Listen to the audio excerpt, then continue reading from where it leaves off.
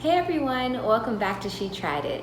Today's video is about pattern testing. For those who don't know, pattern testing is done when a designer has completed writing a pattern. Typically, the designer only makes the pattern in their size, but they design the pattern in multiple sizes. And if they are an amazing designer, those sizes are size inclusive. But because no designer makes the design in a million sizes themselves, that is when the process of pattern testing takes place. Most of the time, testers test a pattern based on their bust size. Once they have completed the pattern, they provide the designer with helpful and constructive information about the pattern in a polite manner. As far as I know, there's no one-stop shop to find all pattern tests. So I'll just list some of the ways that I've used in the past. I first got into pattern testing after seeing completed pieces from Jessica of JBK Crochet and Delilah of Delightfully Stitched. I'll leave both of their Instagrams below. I DM'd both of them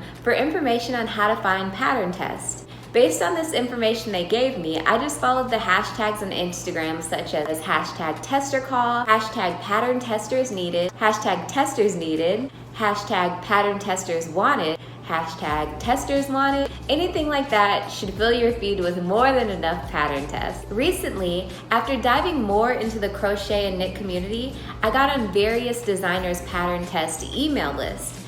This way, they send out an email blast when they have a test and it's first come, first serve. This is really nice because I never missed a tester call from my favorite designer. So you better believe that when By Stephanie Aaron, Knititude, and TL Yarn Crafts announce a test, I'm one of the first ones to know. A lot of what I know about pattern testing came from experience and an amazing blog called The Scaniac. This is a fairly new blog started by Casey where she provides a one-stop shop for all things pattern testing. On her blog, she shares all the tips and tricks you need to test crochet, knit, and Tunisian crochet patterns. She also has Tester Tuesdays where she interviews various pattern testers. Side note, it's really refreshing that she uses her platform not only to give tips from her personal experience, but also allow others to give tips from their experience. She also interviews designers, and she happened to interview one of my personal faves, By Stephanie Aaron. This interview was really helpful because it added an extra level to her blog. You're given tips from other testers so you know what to expect,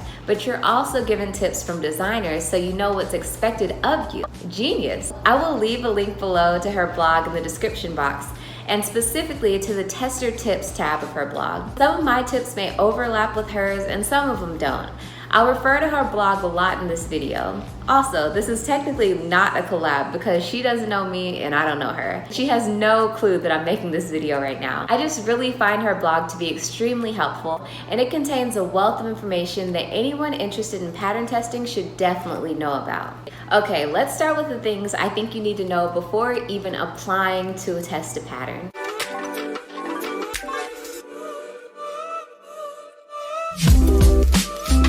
Pattern testing is not a way to learn to knit or crochet. Likewise, it's not exclusively for experts either. Every designer has their own specific requirements of their testers, but I would suggest having completed at least 2 to 3 written patterns before even attempting to be a tester. There are a few reasons for this. Reading a written pattern is a skill. It's not hard to learn, but you don't want your first time seeing a written pattern to be when you're doing a test. And you don't want to be the tester asking basic questions on a pattern during the testing process. I'm pretty sure a designer would much rather appreciate those type of questions coming from a paid customer. If you want to dive into reading written patterns, I highly suggest the Crochet Ruana by Knot Yourself Out that I'm wearing today. I have a YouTube video showing how I styled this piece and I'll link it below. This is actually the first written pattern I ever read. I think it's very beginner friendly, and it's made in one size, so you don't have to follow along and make sure that you're reading your correct stitch count for your size you're making. It's the same stitches for all sizes. Along with knowing the basics, that means knowing basic stitches. If you have no clue how to double crochet, applying for a test at the moment might not be for you. But don't fret, because it is still totally doable to get to that point. YouTube is an amazing place to learn to knit or crochet. I would suggest if you want to learn to crochet, head over to Bella Coco's YouTube channel, especially if you're left-handed like me. And if you want to learn to knit, head over to Marley Bird's YouTube channel. I'll link both of them below. There are tons of other teachers out there, but I have found these two ladies to be extremely helpful in my crochet and knitting journey.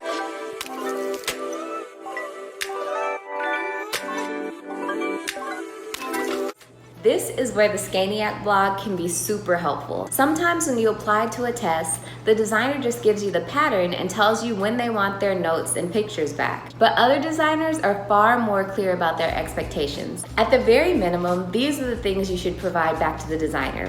1. How much yarn you use. The Scaniac has a helpful blog post on how to measure yardage.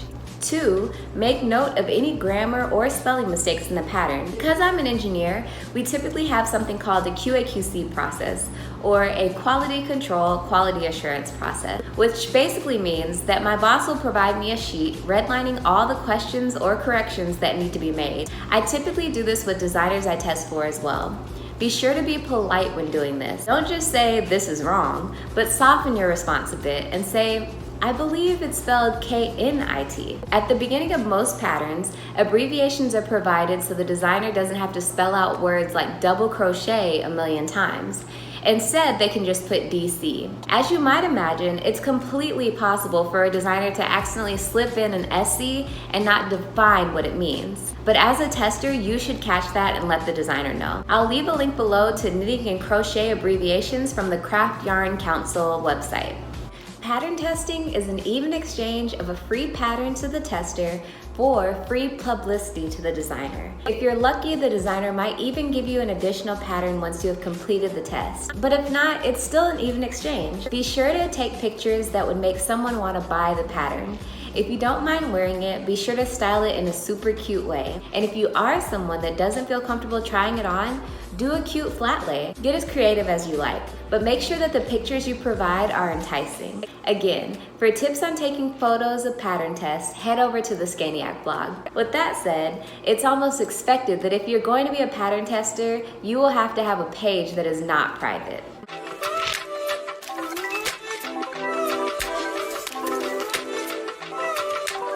Most of the time when a designer announces a tester call, they let you know when the test needs to be completed, what kind of yarn is needed, what sizes are being tested, what kind of pictures they want, what kind of modifications, if any, can be made, and what stitches are used. If any of this information is not given, feel free to ask for it. Even though I've made so many things and even designed a few things of my own, I still see myself sometimes as an intermediate crocheter and definitely a beginner knitter. It's okay to ask questions, and the question you ask could be the question other people have, but are afraid to ask. So if you have a question, definitely ask it.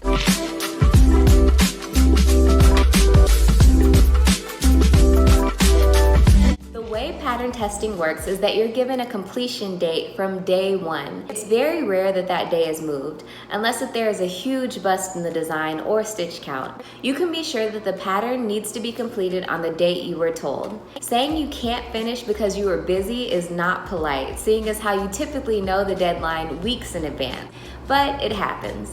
And if something does come up where you know you can't complete the pattern, let the designer know immediately. I have also heard that designers are appreciative of testers who purchase the pattern once it's released if they were unable to complete the test. And this is a really, really nice gesture. The designer is going out on a limb, giving people a free pattern they could be making money off of, but buying it shows that you value their work and their time.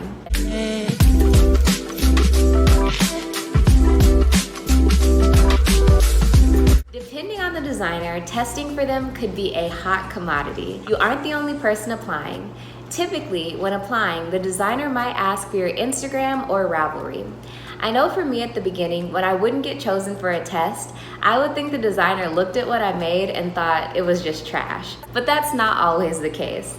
It could be that the designer got the slots filled for all the sizes they needed and didn't even see what I had to offer. It could even be that the designer isn't familiar with my work, so they went with more familiar people. Like I said, having people test for you is a total gamble from the designer's side, so be sure to show some grace for the choices that they make. If the designer simply doesn't know who you are, just go buy one of their patterns. Make it and take some of the most bomb pictures they have ever seen, so they definitely want you on their testing team in the future. But more than anything, have a backup plan.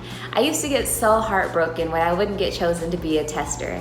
And to make matters worse, Sometimes the designers don't even let you know you weren't chosen. I would just realize it would be Thursday and the designer said the testers would be chosen by Monday. I personally feel designers should send out an email letting people know if they didn't get chosen, especially if they selected people from an email list. But it's just not always the case. And when you can't change the circumstances, you have to change the way you handle them. After a few pattern heartbreaks, I started keeping a schedule and wish list of all the things I wanted to make. So when I didn't get chosen for a test, I still had something I was super excited about. And as you might be able to tell, I rarely even apply for tests now. Not to bash today's topic, but I could honestly make a whole video about what I don't too much like about pattern testing, but I digress. With all the pros and cons of pattern testing, it's undeniable that pattern testing is a great learning experience. If crochet or knit is something you really enjoy, I think testing is worth a try. If you want to become a crochet or knit designer, I think testing is a must. I hope you find these tips to be helpful. Don't forget to check the description box below for all the things I mentioned in this video. Let me know if you have any questions about pattern testing, and if you have pattern tested before and have any more tips, leave them below as well. See you in my next video. Bye.